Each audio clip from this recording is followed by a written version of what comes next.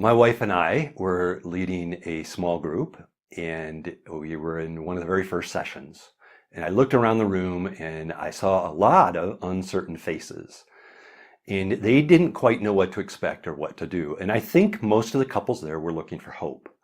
They wanted to improve their marriage, but they just didn't know what to do. And so I asked, well, what would improve your relationship? And most of the responses came back with something along the theme of, well, if only my partner would do this or would stop doing this. And so the focus is often on what their partner is or isn't doing. And that's a really common way to start in a small group or when you're meeting couple to couple. And we want to redirect the conversation away from the blame and into, well, what's going to build your marriage bond? So we have four ways to be able to do this. Number one is to validate the hurt.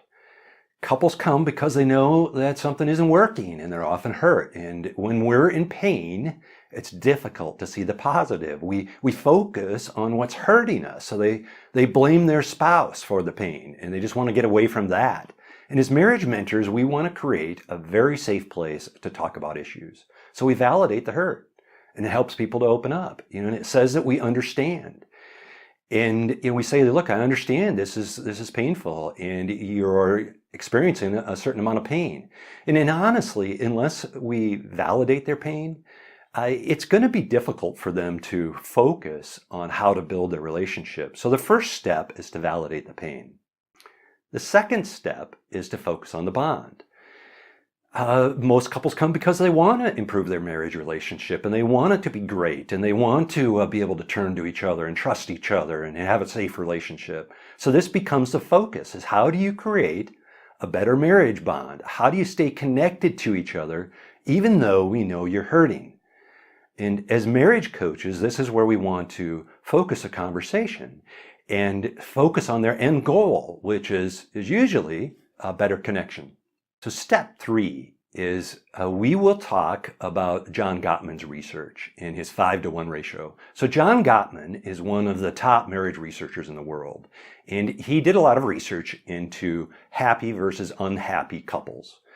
And what he found is that happy couples have about 5 positive interactions for every 1 negative interaction. So they're better at creating this kind of positive feeling inside of a relationship. And unhappy couples, or couples that ultimately divorce, have a less than 1-to-1 ratio, and it's 0.8 to 1. And so we explain that we want to help couples work through their negative interactions, but oftentimes the very first place to start is it's just easier to start with increasing positive interactions. And we want them to know that we're taking their pain seriously, and we will work on it. And usually many couples are thinking at that point, well, what about all the past offenses? And if this comes up, we'll say, look, we're going to get to all the tough stuff. But it's oftentimes easier just to start with some positive interactions, and we'll unwind the negative a little bit later. I think every person knows with their spouse what they could do to unwind a positive evening, and they could torpedo it very easily. If you want to spoil a great mood, I bet you can come up with a couple of things that you could do that would spoil it. Well, what about the opposite? Can you come up with a couple of things that would create a great mood and would create a very positive interaction? And oftentimes that's the way we put it to couples, is to focus on how can we create something positive. And step 4 is to choose to love. Now this is the tough part. Jesus said, love your enemies and pray for those who persecute you. And I don't think that Jesus was talking about, being in love with your enemies and having a romantic dinner. I think that he was talking about making a choice. That very word, love, is agape, and it is all about love as a decision and making a choice to create a positive interaction. And that's what Jesus was telling them to do. But couples assume that they have to feel loving in order to act loving. And I love what Gary Chapman says in his book, The 5 Languages of Love. He says, to claim you have feelings that you do not is hypocritical. But if you express an act of love that is designed for the other person's benefit or pleasure, it's simply a choice. So I often say something like, I know that you may not feel like being very loving right now, but are there positive interactions that you could do this week that would help to build your bond?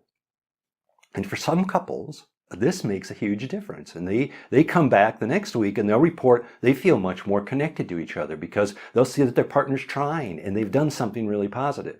Now, I'll be honest, this doesn't work for every couple. And some couples are in so much pain that that's all they can see. And it's very difficult for them to see beyond that. And so this doesn't work all the time. But one thing it will do, regardless if it works right away or not, is it helps to set a tone of we want you to work on positive things inside of your relationship. And later, when we talk about things like how do you create healthy conflict patterns, we can come back to this and say, would that conflict pattern help your bond? Would it help to be able to increase that? And so, number 4 is choose to love. Again, the 4 tips are validate the hurt. Couples probably won't open up very well unless you understand and validate that they're hurting. 2 is to focus on improving the bond. And so direct the conversation into ultimately what the couple's goal is we want a better marriage relationship. And it's like, great, let's answer that question and work on that. We explain on John Gottman's 5-to-1 ratio. And so we're looking for 5 interactions for every negative interaction. And then lastly, choose to love. I mean, that's really what Jesus tells us to do, is to make a choice, because we can control our behaviors. Our feelings may not be there, but we can make a choice to do something positive.